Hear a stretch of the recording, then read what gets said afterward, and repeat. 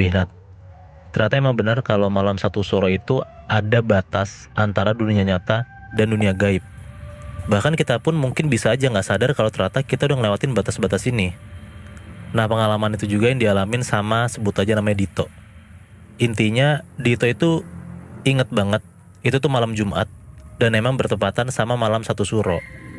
Nah, di malam itu dia tuh habis selesai main ke rumah temennya di kampung sebelah. Sebenarnya tuh nggak ada niat buat balik kemalaman, tapi dari sore tuh kebetulan beneran hujan deras banget dan awet banget. Makanya tuh si Dito baru bisa balik sekitar jam 12-an malam. Dan karena banyak jalanan yang ditutup sama portal kalau malam, Dito akhirnya coba buat nyari jalan tikus, tapi ya tetap aja berpegangan sama maps. Tapi beberapa saat naik motor, pas lagi ngikutin maps tuh, Dito ngerasa kayak cuman dibawa muter-muter gitu Binat di kampung itu tuh nggak keluar-keluar. Terus pelan-pelan dia masuk ke jalanan gelap. Di situ sinyal HP-nya langsung hilang gitu aja. Lampu motornya tuh kayak ngeredup sendiri dan suasana jalanannya tuh beneran jadi kayak makin sepi, dipenuhin kabut. Gak ada lampu rumah sama sekali. Yang ada sekarang tuh cuman kayak malah kecium bau anyir semerbak gitu. Dan pas banget ngelewatin satu tikungan besar yang turunan gitu, Dito sadar kalau bau anyir itu tuh kayaknya sumbernya dari sini nih. Persis banget dari kejauhan, kelihatan ada kayak semacam warung kecil gitu yang terang sendiri di tengah gelapan. Ini beneran jadi satu-satunya bangunan yang nyala, dan warung ini itu tuh ada di seberang sungai kecil yang jembatannya tuh sempit dan tua gitulah, dan itu tuh ada di hadapannya Dito. Tapi di situ Dito tuh cuma mikir, oh ya mungkin ini rezeki, jadi bisa numpang istirahat, jajan sekaligus tanya jalan. Kan Dito kan kayak kesasar gitu kan. Udah tuh akhirnya Dito pelan-pelan nyamperin lah tuh warungnya. Pas udah makin deket warung itu, Dito tuh bisa ngeliat kalau di dalamnya tuh udah ada ibu-ibu lagi duduk kaku gitu, dengan kepala itu sedikit miring, wajahnya setengah ketutup selendang, terus matanya tuh kayak nggak berkedip sama sekali. Dan pas banget baru masuk ke warungnya, di situ tuh kayak bau anjirnya tuh beneran makin kerasa kuat banget Nat. Si ibu warung ini tuh kayak masih aja kaku kayak patung gitu, kayak nggak sadar kalau ada tamu datang gitu lah. Dan karena itulah akhirnya Dito ini tuh niatnya mau pelan-pelan cabut dan gak jadi mampir.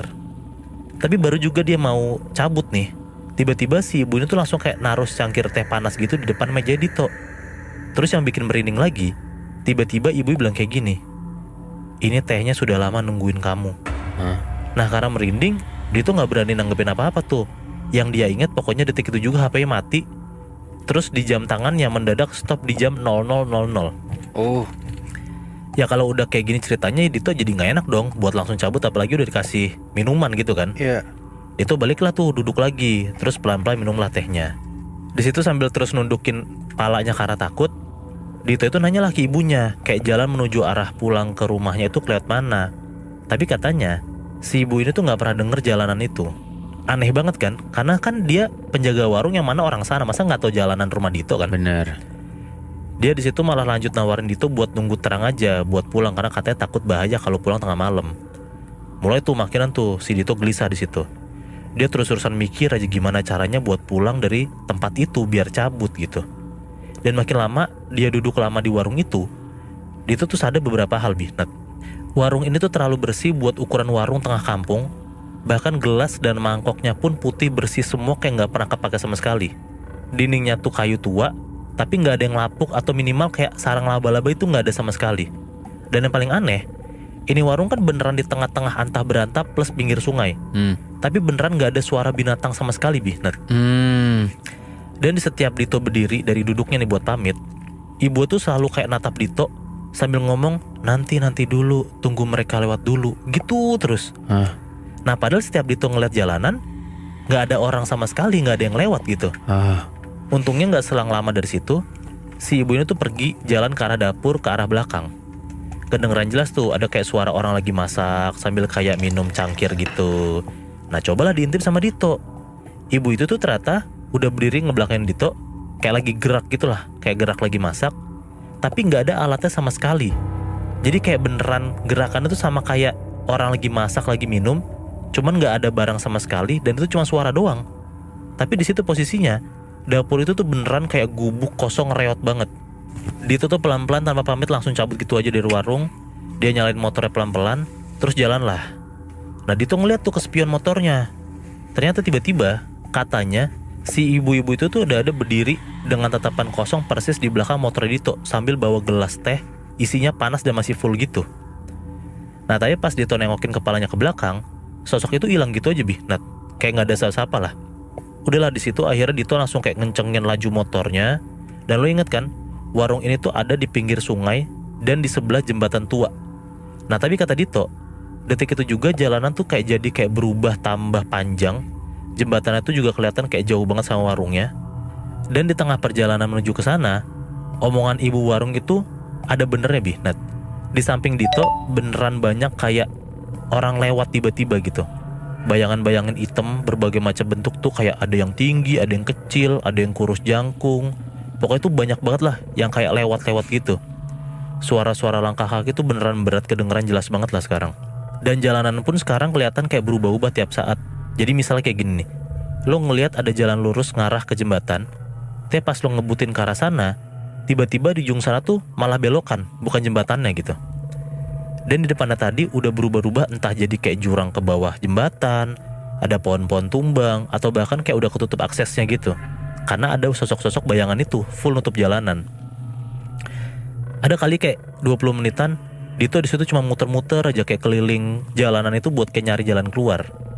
Sampai akhirnya dia ngelihat tiba-tiba ada satu rumah kecil gitu, terang sendiri di pinggir sungai, dan disamperin lah sama Dito karena panik.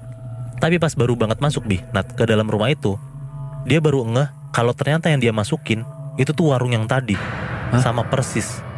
Terus pelan-pelan dari arah pintu belakang keluar si sosok ibu-ibu sambil kayak ngebawa gelas teh panas gitu.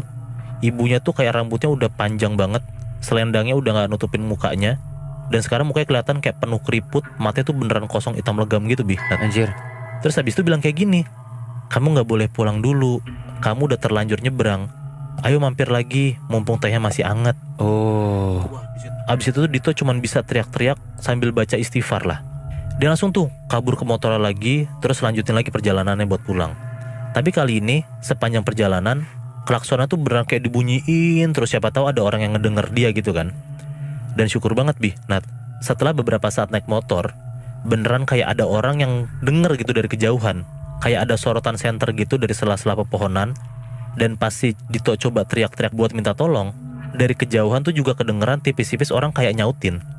Sampai akhirnya di tikungan yang entah keberapa kalinya nih ya, Dito ngelihat kayak ada semacam tugu dusun gitu sama pos ronda.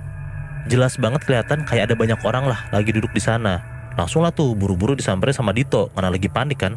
Setibanya di sana, Dito langsung nyeritain apa yang dialamin barusan. Terus salah satu warga ngomong kayak gini, "Mas, udah gak ada mas warung di sebelah sungai. Udah dirubuhin dari tahun 2004-an." Nah berarti emang bener Dito tuh sadar sesuatu Nat. Dito tuh emang mampir di warung itu, tapi itu bukan warung punya manusia gitu kan akhirnya. Kasaran tuh kayak dia tuh lagi mampir ke warung setan lah. Terus warga itu bilang lagi, "Gak apa-apa mas, seenggaknya mas selamat dan berhasil keluar. Pokoknya besok jangan pernah berhenti di warung seberang jembatan ya kalau pas lagi malam. Apalagi malam 1 suro. Karena itu bukan tempat singgah, itu tempat kembalian." Nah dan ternyata Nat, si jembatan kayu tadi itu tuh secara spiritual dianggap sebagai batas dimensi atau kayak penghubung antara dunia nyata sama dunia gaib setiap malam 1 suro. Nah mulai dari hari itu dia tuh beneran tuh udah gak mau lewatin situ lagi.